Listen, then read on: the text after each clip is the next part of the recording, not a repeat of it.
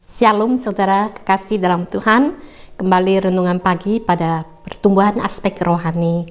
Pertumbuhan rohani ditaruh dalam sesi terakhir, merupakan puncak pertumbuhan, juga inti pertumbuhan yang menentukan kebahagiaan kita, yang memberi makna hidup yang sejati. Pertumbuhan aspek rohani adalah suatu proses yang terus menerus. Tujuan pertumbuhan rohani ialah menjadi serupa dengan Kristus. Kehendak Allah ialah agar kita masing-masing diubah menjadi serupa dengan Kristus.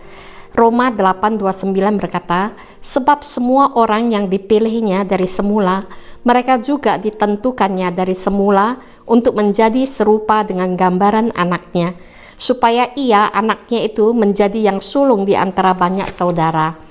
Selama kita berhubungan dengan Tuhan dan bertumbuh dalam pengetahuan firman-Nya, kita semakin menyerupai Dia.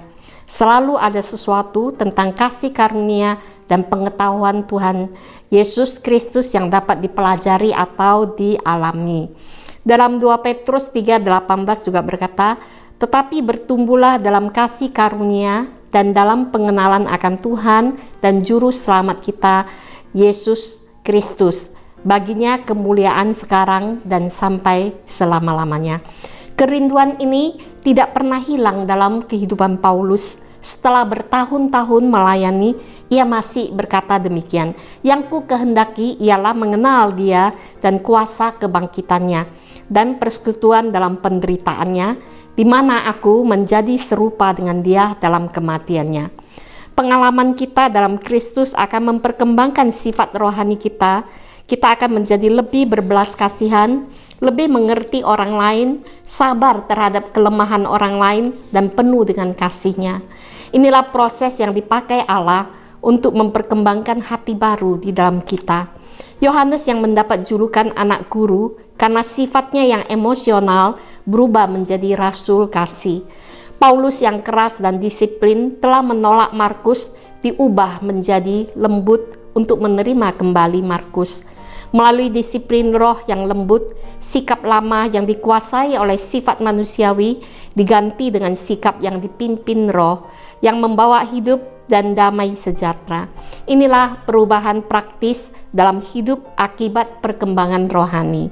Apabila kita melihat sikap lama kita, prasangka, dan nilai-nilai kita diubah melalui pekerjaan Roh Kudus. Kita mengenali bahwa perubahan yang diminta roh telah menghasilkan perkembangan rohani yang benar.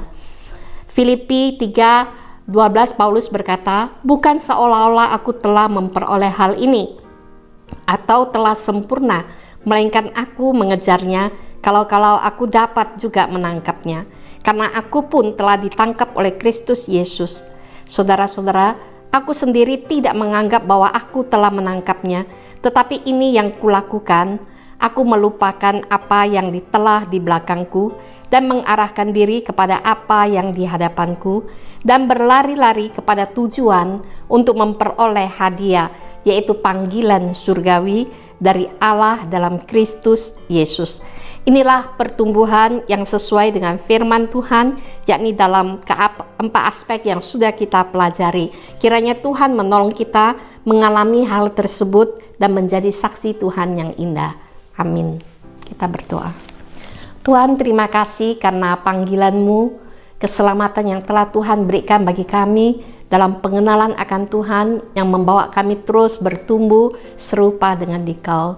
Meteraikan firman-Mu dan pimpin kami mengalami pertumbuhan yang Engkau kehendaki. Di dalam nama Tuhan Yesus kami berdoa.